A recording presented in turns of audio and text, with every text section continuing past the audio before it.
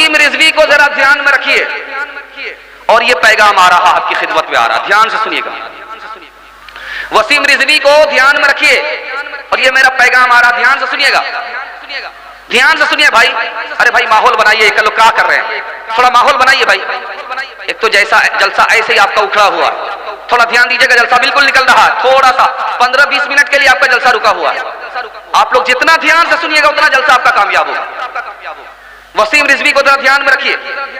انگریز آیا اس ملک میں کب آیا تھا؟ 1600 عیسوی میں۔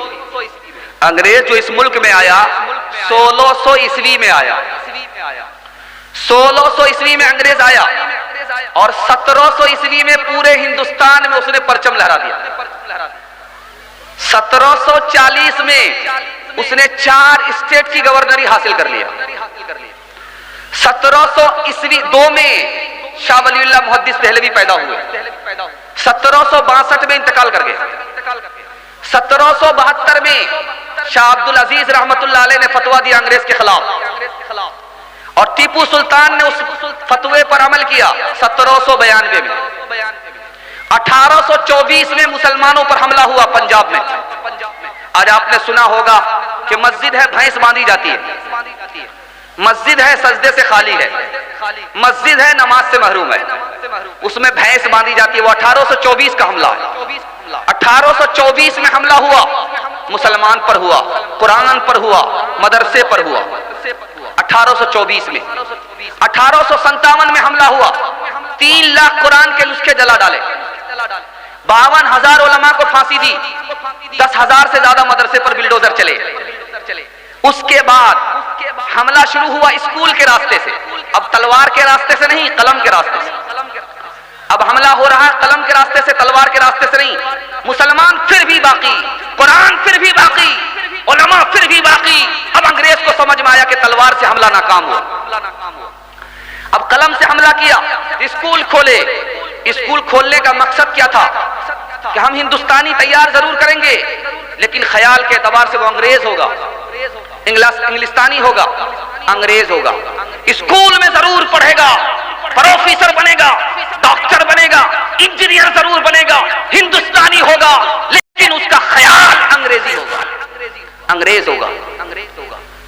ادھر قاسم نانوتوی رحمت اللہ علیہ نے دارالعلوم کو قائم کیا، کیا مقصد تھا کہ پڑھنے والا ہندوستانی ضرور ہوگا لیکن اس کا خیال مسلمانی ہوگا۔ ادھر دارالعلوم قائم ہو رہا، ادھر اسکول قائم ہو رہا۔ اب دیکھیے رزلٹ کیا نکل رہا ہے، رزلٹ کیا نکل رہا ہے۔ اسکول میں پڑھا، اسکول میں جانے سے پہلے دینیات کو نہیں پڑھا، قرآن اور حدیث کو نہیں پڑھا۔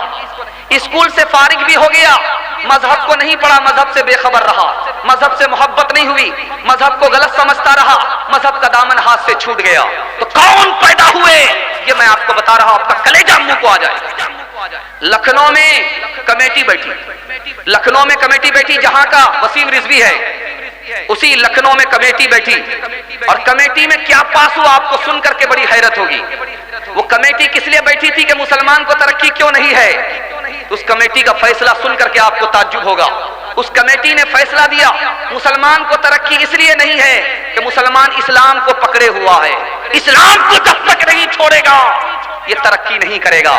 وہی لکھنؤ ہے جہاں سے وسیم رضوی نے اعلان کیا 26 آیت کو نکالا جائے۔ اس لکھنؤ نے اس سے پہلے بھی کمیٹی بٹھائی تھی اور کہا تھا مسلمان اس وقت ترقی کرے گا جب اسلام کو چھوڑ دے گا۔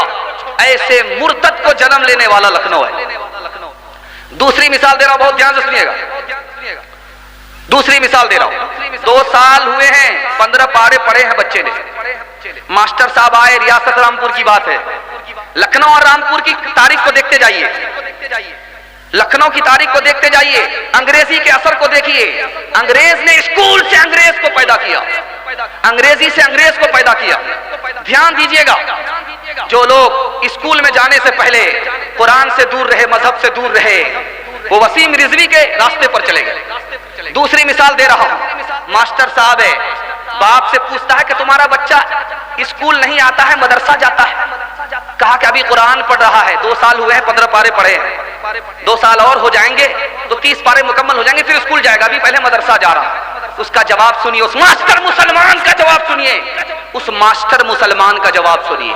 وہ ماسٹر مسلمان کہتا ہے کہ تم نے 2 سال مدرسے بھیج دیا، اسکول نہیں بھیجا، بچے کے 2 سال برباد ہوئے، اور 2 سال اگر اور بھی مدرسے میں رکھو گے تو 4 سال برباد ہوئے. تیسری مثال دے رہا ہوں، پروفیسر فیضی نام یاد رکھیے گا. سلمان وسیم رضوی، سلمان رشدی، تسلیمہ نسرین اور چغتائی اور بیرسٹر، اور ادھر آپ کا نرگس، یہ سب کا نام یاد رکھیے. پروفیسر فیضی وہ کیا کہتا ہے کہ قرآن اللہ کی کتاب ہے، میں اس کو مانتا ہوں، لیکن اس میں جو نکاح ہے میں اس کو نہیں مانتا، اس میں جو طلاق ہے میں اس کو نہیں مانتا. یہ آج کی پیداوار نہیں ہے، پہلے کی پیداوار ہے. تیسری مثال دے رہا ہوں، بہت دھیان سے سنیے گا. چغتائی ہے، سپریم کورٹ کا جج ہے، وہ کیا کہتا ہے؟ میں مسلمان ہوں لیکن میں دفن ہونا نہیں چاہتا. میں مسلمان ضرور ہوں، میں دفن ہونا نہیں چاہتا ہوں. قرآن کے دفن کو مجھے قبول نہیں، حدیث کا دفن مجھے قبول نہیں، میں آگ میں جلنا چاہتا ہوں، میں دفن ہونا نہیں چاہتا. چوتھی مثال دے رہا ہوں، بہت دھیان سے سنیے گا. نرگس اداکارہ ہے، مسلمان ہے، مرنے سے پہلے وصیت کرتی ہے، اپنے ماں باپ کو، رشتہ دار کو وصیت کرتی ہے کہ جب میں مر جاؤں تو مجھے جلا دینا، مجھے دفن مت کرنا. یہ کیوں ہوا؟ اس لیے ہوا اسکول میں تعلیم لیا، اس سے پہلے مدرسے کی تعلیم نہیں ملی، اسکول کے بعد بھی مدرسے کی تعلیم نہیں ملی. اسکول میں تعلیم لیا، پڑھانے والے دیندار نہیں تھے، دینیات کو نہیں پڑھا، دماغ خراب ہوا، مذہب کو غلط کہا، مذہب کا دامن ہاتھ سے چھوٹا، مذہب سے بے خبر ہوئے، مذہب سے نفرت کیا، مذہب کو غلط کہا. اس لیے خدا کے واسطے ہاتھ جوڑ کر کے آپ سے کہتا ہوں، پروفیسر بنائیے، انجینئر بنائیے، ڈاکٹر بنائیے شوق سے، لیکن پہلے اپنے بچے کو مسلمان بنائیے. اگر آپ نے بچے کو مسلمان نہیں بنایا، مذہب کی تعلیم نہیں دی، یہ بچہ آگے چل کر کے سلمان رشدی بنے گا، وسیم رضوی بنے گا.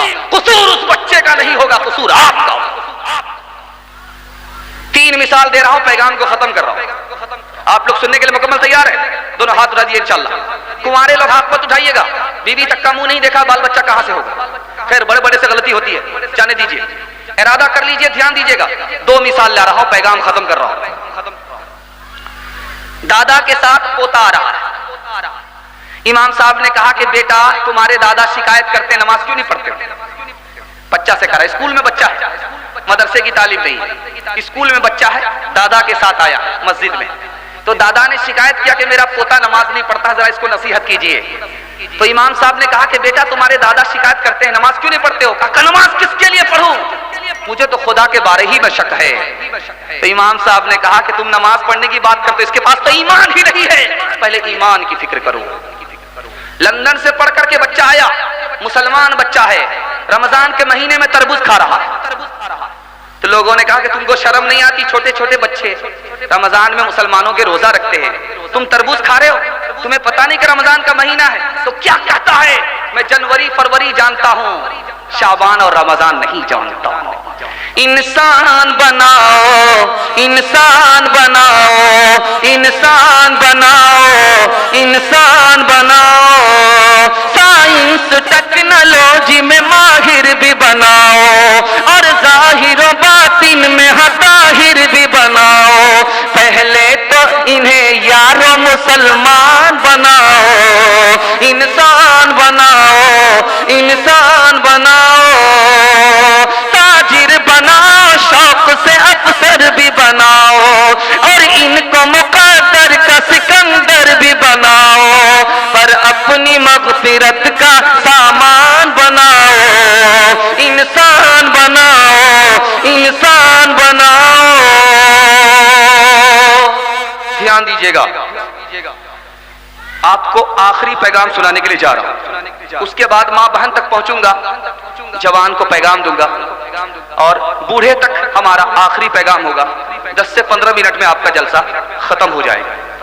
ساتھ دیں گے؟ ہاتھ اٹھا دیے انشاءاللہ، ہاتھ اٹھائیے. بالکل آپ کا جلسہ 2 حصہ نکل گیا، صرف 1 حصہ باقی رہ گیا. مسلمان برباد کیوں ہے؟ اس کو دھیان دیجیے گا. مسلمان گناہ کو نہیں چھوڑ رہا ہے، اس لیے برباد ہو رہا ہے. مسلمان کے پاس علم نہیں ہے، علم سے دور ہے، اس لیے ناکام ہے. مسلمان کے پاس عمل نہیں ہے اس لیے ناکام ہے، مسلمان کے پاس اخلاق نہیں ہے اس لیے ناکام ہے، مسلمانوں نے قرآن کو چھوڑ دیا اس لیے مسلمان ناکام۔ دھیان دیجئے گا، مسلمان گناہ کر رہا ہے، غلط کما رہا ہے، غلط ماحول میں ہے، اس لیے مسلمان ناکام ہے۔ راز کی بات بتا رہا ہوں، مسلمان ناکام کیوں ہے؟ آپسی لڑائی جھگڑے کی وجہ سے مسلمان ناکام ہے۔ بریلوی دیوبندی کے جھگڑے نے مسلمان کو ناکام کر دیا، سلفی اور حنفی کے جھگڑے نے مسلمان کو ناکام کر دیا۔ یہ جھگڑا کھڑا کیسے ہوتا ہے، ختم کیسے ہوتا ہے، سنیں گے اس راز کو، بہت خوبصورت مطالعہ ہے، عمر بھر کام آئے گا انشاءاللہ۔ ہاتھ اٹھا دیجئے انشاءاللہ۔ ہاتھ اٹھانے کے لیے اس لیے بول رہا ہوں، جب آپ ہاتھ اٹھاتے ہیں تو پتہ چلتا کہ آپ تیار ہیں۔ لڑائی کیسے شروع ہوتی ہے اور ختم کیسے ہوتی ہے، یہ راز بتا رہا ہوں۔ تکبر سے لڑائی کھڑی ہوتی ہے، تکبر کوئی کرے تو جھگڑا کھڑا ہوتا ہے، تواضع کرے جھگڑا ختم ہو جائے۔ تکبر کا مطلب ہے میں تم سے کم نہیں، تم میرے برابر نہیں، تم میرے جوتے کی ٹھوکر میں ہو۔ تکبر کیا، جھگڑا کھڑا ہوا، اس نے کہا کہ بھائی تم ہی بڑے رہو، میں ہی چھوٹا ہوں، جھگڑا ختم۔ اپنے کو چھوٹا مان لیجئے، جھگڑا ختم، اپنے کو بڑا مانیے گا، جھگڑا کھڑا ہو۔ دوسرا نمونہ دے رہا ہوں، دھیان سے سنیے گا، جھگڑا کیسے کھڑا ہوتا ہے؟ غصے میں آ گئے، آپے سے باہر ہو گئے، جھگڑا کھڑا ہو گیا۔ صبر کر لیا، غصے کو پی گئے، جھگڑا ختم۔ تیسرے نمونے کو ذرا دھیان میں رکھیے گا، جھگڑا کیسے کھڑا ہوتا ہے؟ بدلہ لینے کے لیے کھڑا ہو گئے، ہم معاف نہیں کریں گے، بدلہ لیں گے، جھگڑا ہوگا۔ آپ نے کہا کہ بھائی میں نے معاف کر دیا، مجھے بدلہ لینا ہی نہیں ہے، جھگڑا ختم۔ تیسرے نمونے کو ذرا دھیان میں رکھیے گا، جھگڑا کیسے کھڑا ہوتا ہے؟ ماں باپ بیٹا دونوں ایک جگہ کاروبار کر رہے ہیں، تجارت کر رہے ہیں، لیکن حساب کتاب نہیں ہے، جھگڑا کھڑا ہوگا۔ بھائی کا کاروبار ہے لیکن حساب کتاب ہے، جھگڑا ختم ہو جائے گا۔ حساب کتاب سے جھگڑا ختم ہو جاتا ہے، اٹکل سے حساب کتاب نہیں ہے، اٹکل میں کام چل رہا ہے، جھگڑا ہو۔ باپ کا انتقال ہوا، میراث ہے، جلدی تقسیم ہو گئی، جھگڑا ختم۔ دیر سے تقسیم ہوگی، جھگڑا کھڑا ہو۔ چوتھا راز بتا رہا ہوں، جھگڑا کیسے کھڑا ہوتا ہے؟ جھگڑا دوسرے کا مذاق اڑائیں گے، دوسرے سے بحث کریں گے، دوسرے سے وعدہ خلافی کریں گے، جھگڑا کھڑا ہوگا۔ آپ مذاق نہیں اڑائیں گے، بحث نہیں کریں گے، وعدہ پورا کریں گے، وعدہ خلافی نہیں کریں گے، جھگڑا ختم ہوگا۔ آخری وجہ بتا رہا ہوں، جھگڑا کیسے کھڑا ہوتا ہے، دھیان دیجیے گا۔ جھگڑا کیسے کھڑا ہوتا ہے؟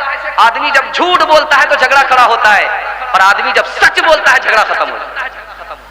اب دھیان، دو تین مثال دے رہا ہوں، پیغام ختم کر رہا ہوں، دھیان سے سنیے گا۔